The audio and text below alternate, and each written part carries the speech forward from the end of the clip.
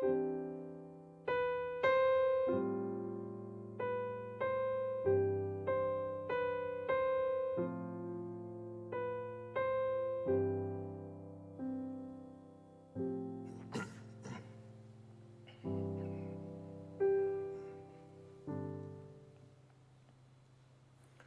찬송가 267장, 찬송가 267장으로 우리 하나님께 찬양 올려드리겠습니다.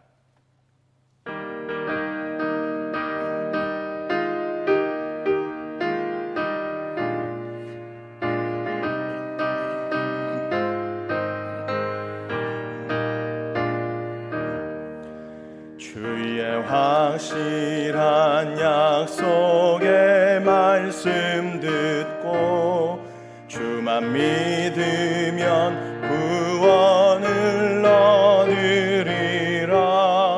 할렐루야 할렐루야, 내가 예수를 믿어 그의 흘리신 피로 내 죄 씻었네.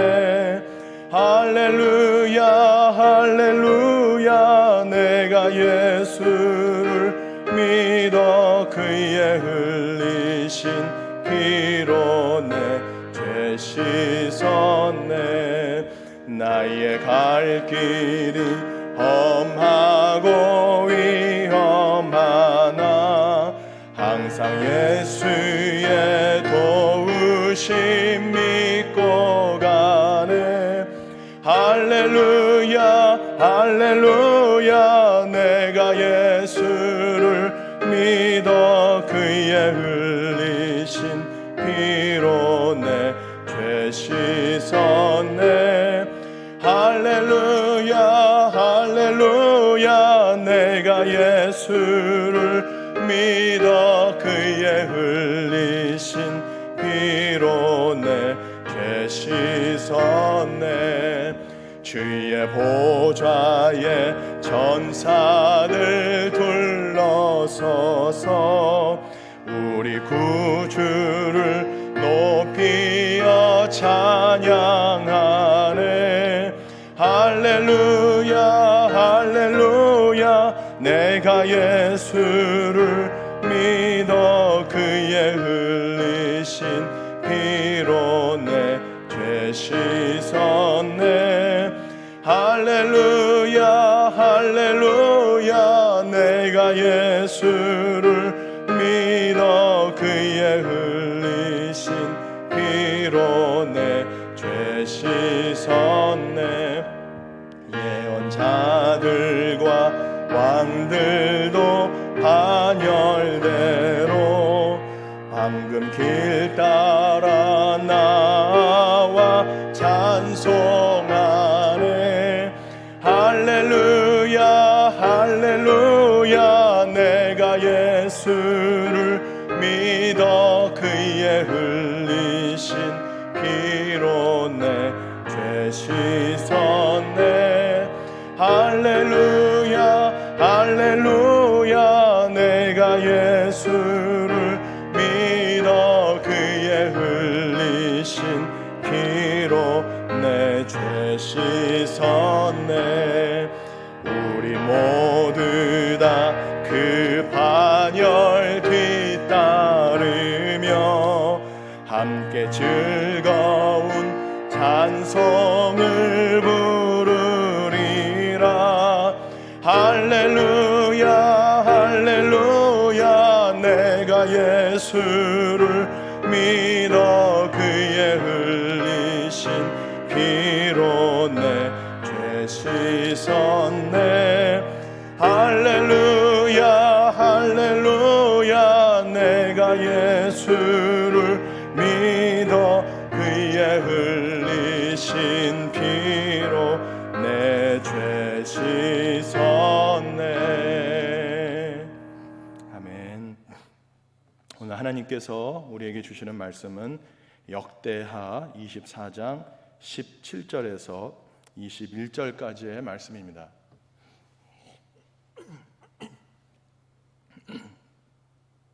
역대하 24장 17절에서 21절까지의 말씀을 제가 봉독하겠습니다.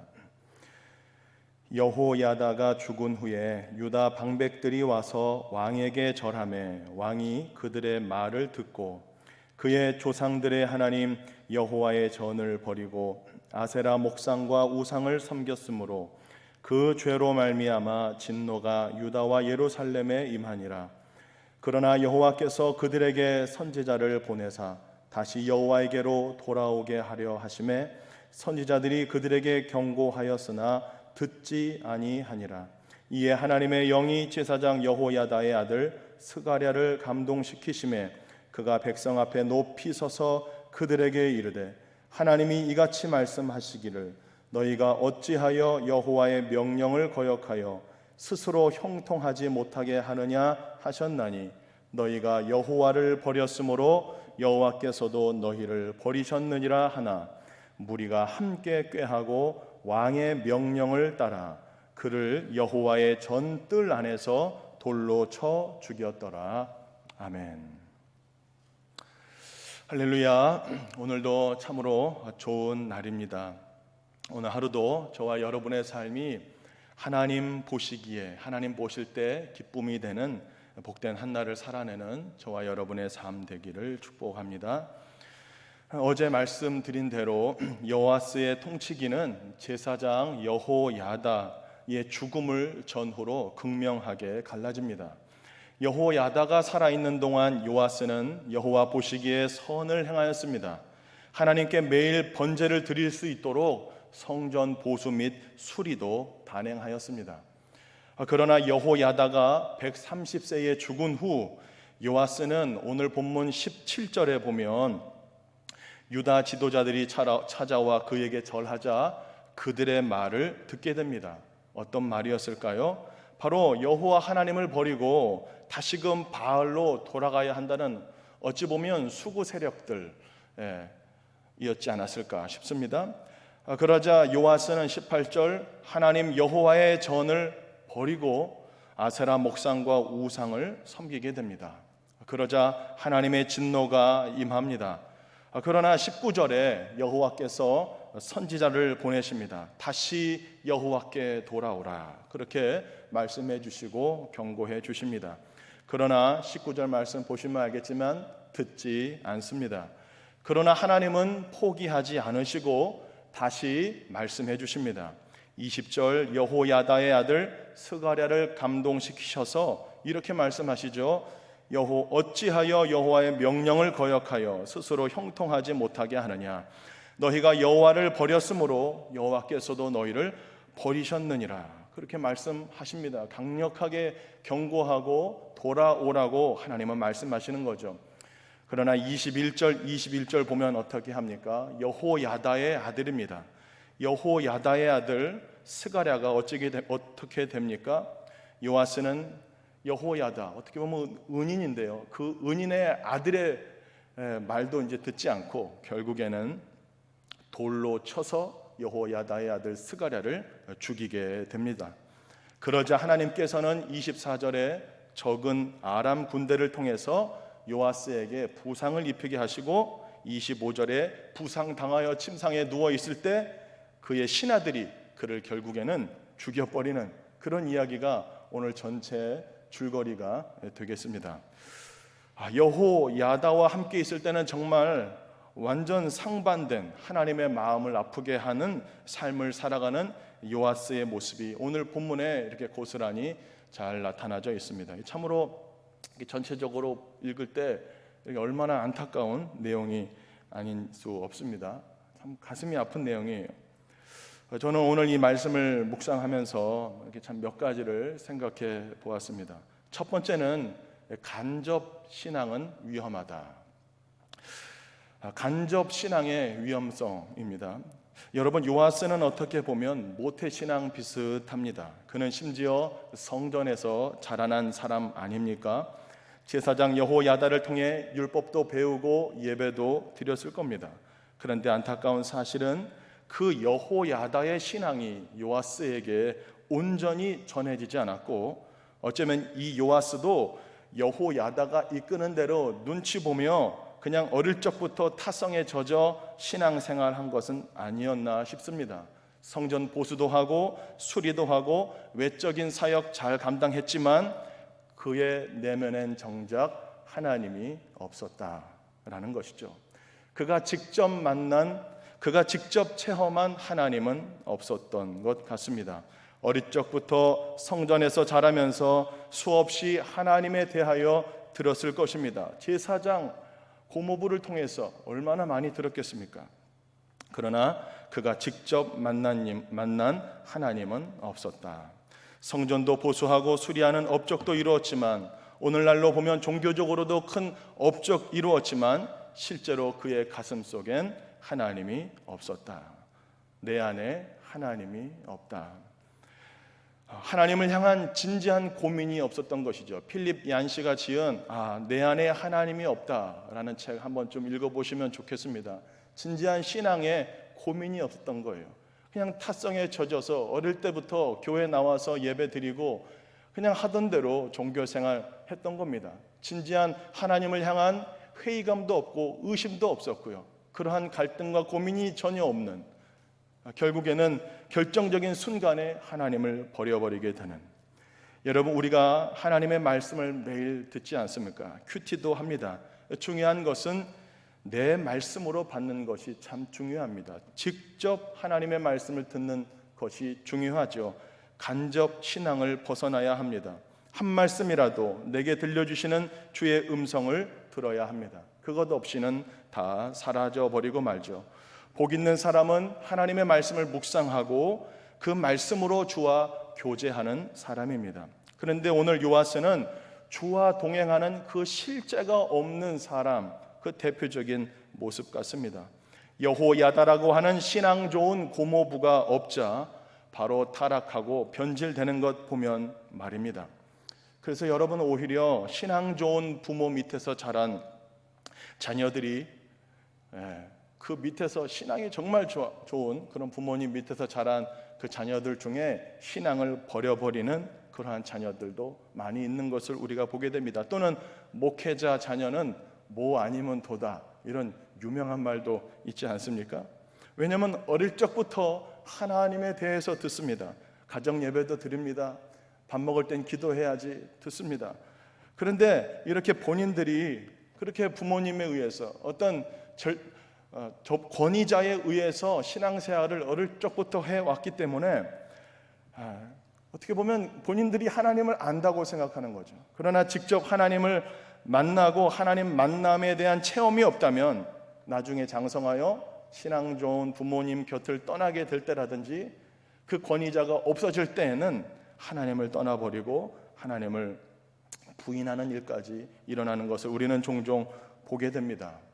그래서 우리가 정말 우리 자녀들을 위해서, 다음 세대를 위해서, 또 우리 옆에 있는 가족을 위해서 기도해야 합니다.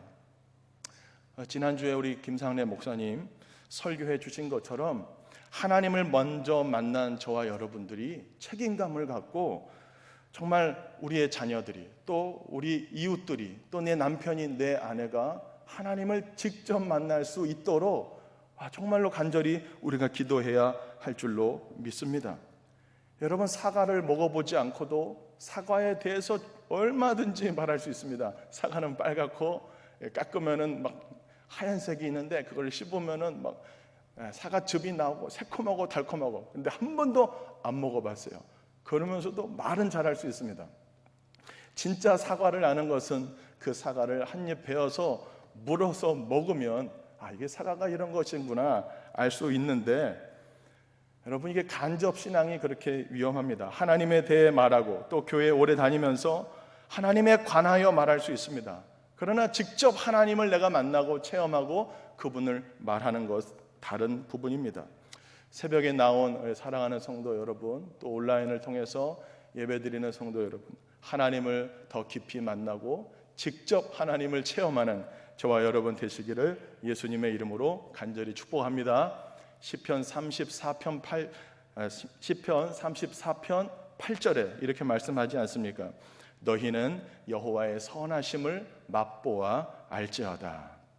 여러분, 하나님을 경험적으로 실제적으로 날마다 더 알게 되시기를 축복합니다. 우리가 하나님을 안다라고 절대로 말해서는 안 돼요. 몰라요, 여전히.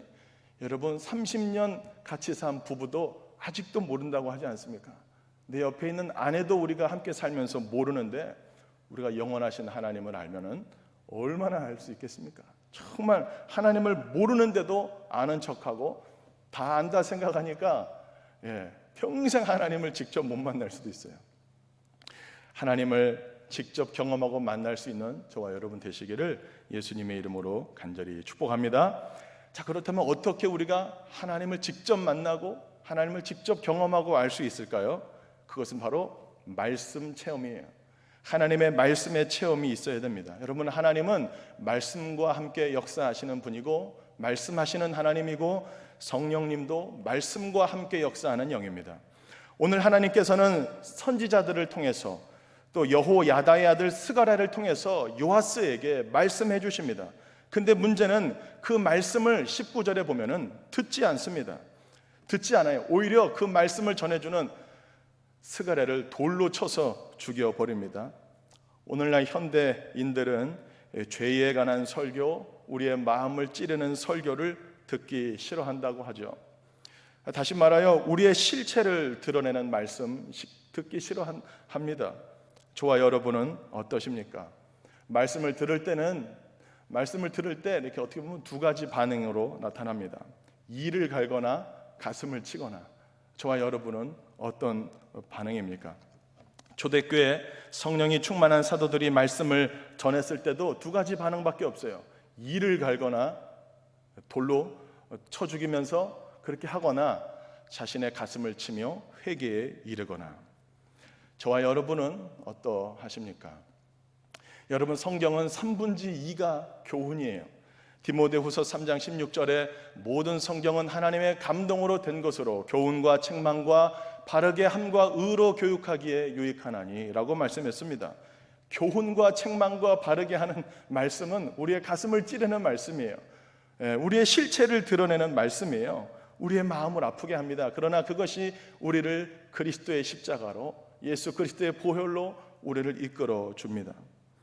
사랑하는 성도 여러분, 정말 하나님의 말씀이 들려지는 한 사람 한 사람, 직접 하나님의 말씀을 듣는 저와 여러분 되기를, 직접 하나님의 말씀을 받아서 하나님을 알게 되는 저와 여러분 되기를 예수님의 이름으로 간절히 축복합니다. 저도 돌아보면 정말로 제가 주님을 진하게 만난 것은 십자가 복음의 말씀, 하나님의 말씀 체험을 했을 때였어요. 저도 어릴 적부터 교회를 다녔지 않습니까? 모태신앙이고 외할머님이 또 전도사님이고 모이면은 맨날 설교하고 그냥 교회 분위기 안에서 어머니 따라서 교회 다녔는데, 그러면서 교회에서 봉사도 하고 찬양팀도 하고, 그러나 제가 이렇게 인생을 돌아볼 때 진짜 제가 주님을 진하게 만난 것은 양평에 있는 제자훈련원이라는 곳이 있었어요. 그곳에 5박 6일 동안 가다 놓고 아침, 점심, 저녁으로 말씀을 전하는데 처음에는 들리지가 않습니다. 그렇게 신앙 좋다고 나름대로 생각했는데 말씀이 들려지지가 않아요. 그리고 무엇보다 결국에는 그곳에서 말하는 것이 너가 죄인이라는 것인데, 이론적으로는 알았어요. 제가 죄인인 것을. 교리적으로도 내가 죄인인 것을 압니다. 그런데 실제적으로는 모르고 있었던 거예요. 5박 6일 말씀 듣고 마지막에 가서야 진짜 내가 죄인이구나. 어느 순간 성령님을 통해서 하나님의 선명한 말씀이 들려지기 시작하는데, 제가 죄인인 것을 정말로 철저히 느끼고 경험하고 체험하면서 내가 정말 십자가 없이는 죽을 수밖에 없는 죄인이구나 라는 것을 제가 경험하고 체험하면서 진짜 나 같은 죄인을 사랑하시는, 나 같은 자를 위해 죽으신 예수 그리스도의 그 사랑을 절절히 경험하고 체험하면서 정말 교리가 아닌 복음을 실제로 경험하게 되었던 것 같습니다. 왜냐하면 하나님의 말씀이 들려졌기 때문이죠. 사랑하는 성도 여러분, 하나님께서는 오늘 요아스에게도 기회를 주셨습니다. 선지자들을 보내시고 또 여호야다의 아들, 자신의 고모부, 자기를 키워준 고모부의 아들이 전해주는 거예요, 말씀을. 그런데도 돌로 쳐서 죽여버립니다. 회개할 기회를 주시고 하나님 만날 수 있는 기회를 주지만 끝끝내 듣지 않습니다.